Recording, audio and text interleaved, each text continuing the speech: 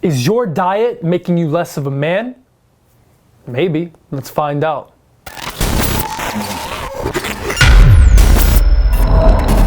Coach Zach here, and in this video, we're going to be talking about if your diet is affecting your hormones, specifically your testosterone.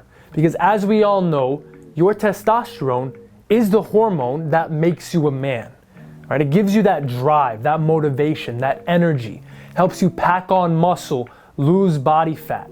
It helps give you those male characteristics that all of us as men want to have. That deeper voice, that assertiveness, that ability to get things done, solve problems, and achieve your goals. Without the proper levels of testosterone, you will never realize your full potential. And some of the more popular diets out there can be affecting your levels. There are also a lot of natural ways that you can help improve your testosterone. And if you want a fast one, go ahead and check out that link down below for a natural way to help improve your testosterone. Everything that I'm sharing here is my personal opinion from my experiences. Now, I've tried most of these diets we're going to be talking about and these ways of eating, and I know that the way that they made me feel, as well as this is my passion, so I spend a lot of time learning about things. So everything I'm sharing with you is my personal observations. Now, instead of talking about specific diets, let's just talk about the trend of the nutrition industry. It seems that every 10 or 20 years, we vilify a new macronutrient. Right? So 20 years ago or so, we all thought fat was bad. Right? Low-fat diets were the popular thing. These days, it seems that carbs and sugar are the things that most people want to cut out. And there's so many different restrictive types of diets, veganism, keto, paleo. And I think all of these diets have their uses, right? Keto is great for brain health and for certain people with, medical issues. Paleo is a great way to get more whole foods. Veganism can be done correctly with the proper planning, but it's a lot harder than other diets. But instead of talking about specific diets, let's talk about restrictive diets, because that's what all these popular diets share, is that they all restrict something, right? Paleo and keto restrict carbs. Vegan restricts meat. Low-fat diets restrict fat. And I think when it comes to your hormones, when it comes to testosterone, you need to have a balance. The human body was not meant to survive and thrive through restricting entire macronutrients. So instead of saying that carbs are bad or fat is bad or protein is bad, how about we do the number one thing that can make you healthier, that can improve your testosterone levels, improve your relationship with food, and that's restricting processed foods. In order to have healthy levels of testosterone as a man, you need to get all sources of macronutrients, right?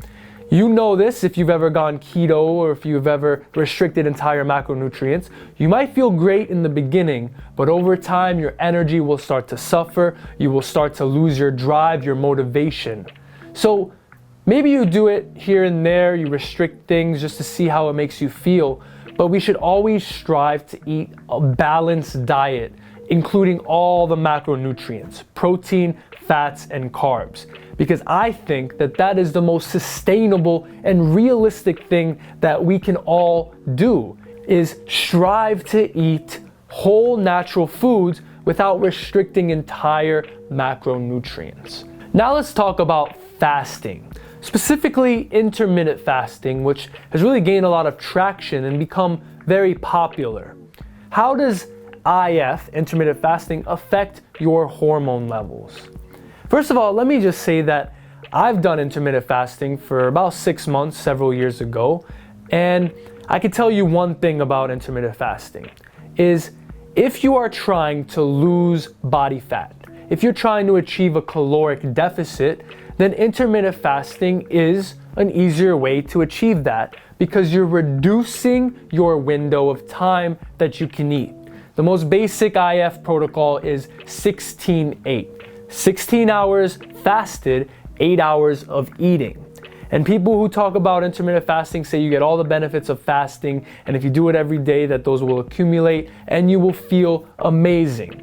And I just want to say that if you do intermittent fasting and you make it work, I think that's great. Keep on doing what you're doing.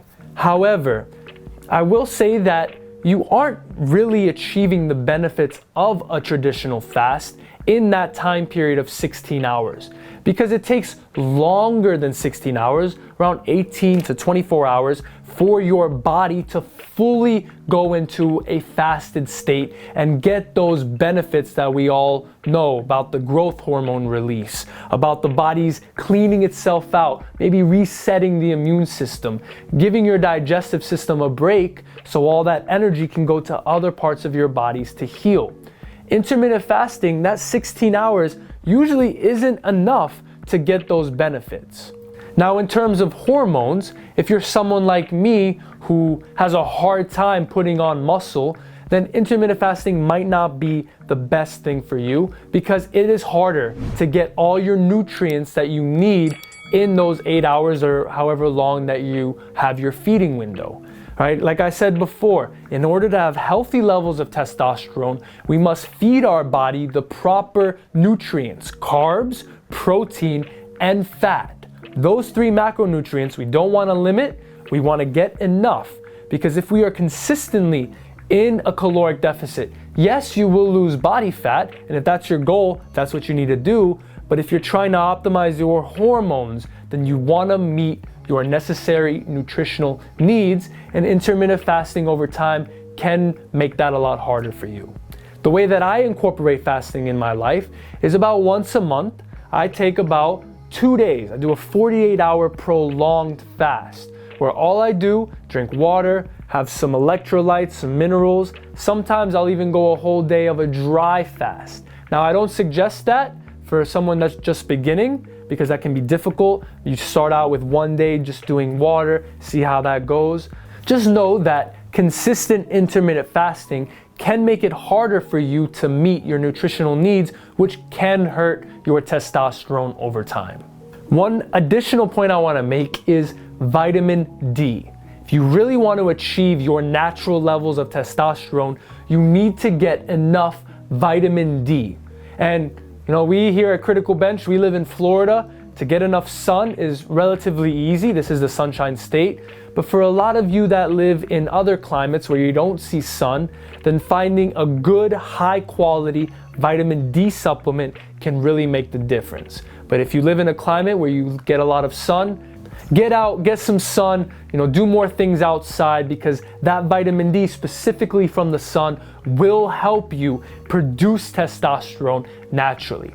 And for those of us that have darker skin complexions, it's actually harder for you to get enough vitamin D from the sun, because you have more melanin, which protects you, but also diminishes your ability to get that vitamin D. So for those of you with darker skin, you might need a little bit more sun than people with lighter skin. Get out there, get sun, vitamin D, help yourself produce that testosterone naturally, and you will immediately see how good you feel when your levels are where they are. Also, don't forget that link down below will give you some tools that you can use to help naturally improve your testosterone as well. As always, I'm Coach Zach with Team Criticalbench, and I'll see you next time. Yeah.